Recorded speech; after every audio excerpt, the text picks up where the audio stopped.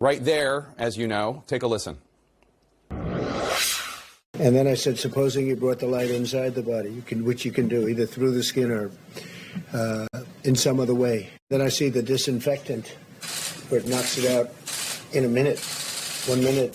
And is there a way we can do something like that by injection inside or almost a cleaning? Because you see it gets on the lungs. Dr. Birx, I just want to give you the opportunity right now. What should the American people know about disinfectants and the human body? Well, first, that was a dialogue he was having between the DHS scientist and himself for information that he had received and he was discussing.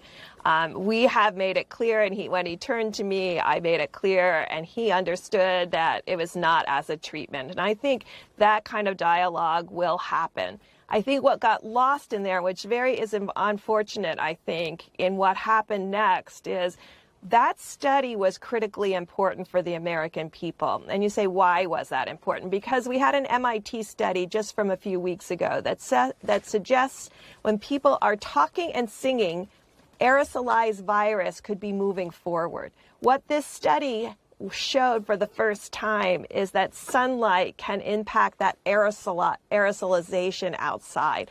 This is why we asked them to do it. We're trying to understand why people should be wearing masks. You're wearing masks because you could have asymptomatic infection and you will decrease your transmission to others.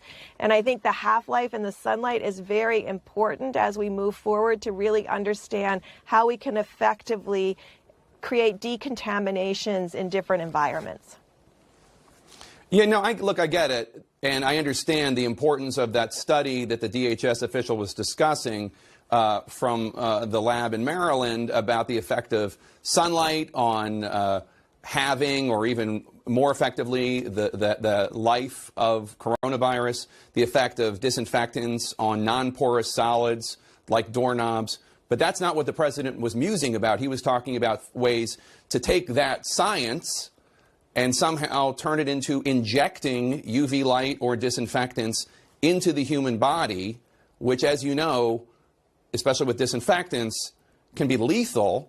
And the CDC had to issue a statement. Lysol had to issue a statement.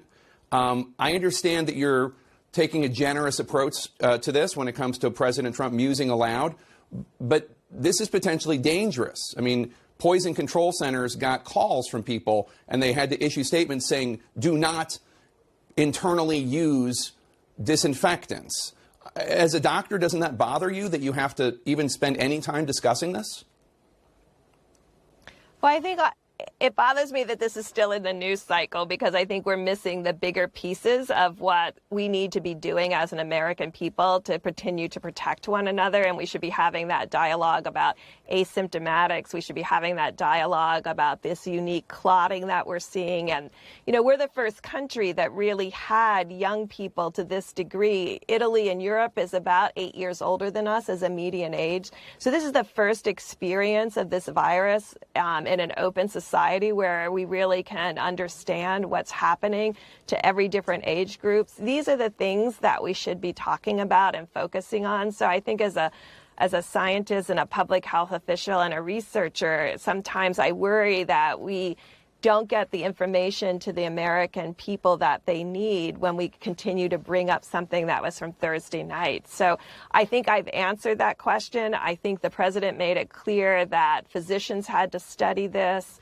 I think I've made it clear that this was amusing, as you described, but I want us to move on to be able to get information to the American people that can help them protect each other and also help them understand how devastating this virus is to different age groups and different symptoms and different comorbidities.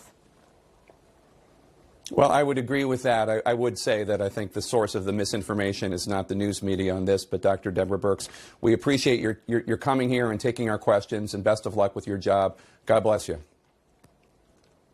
Thank you.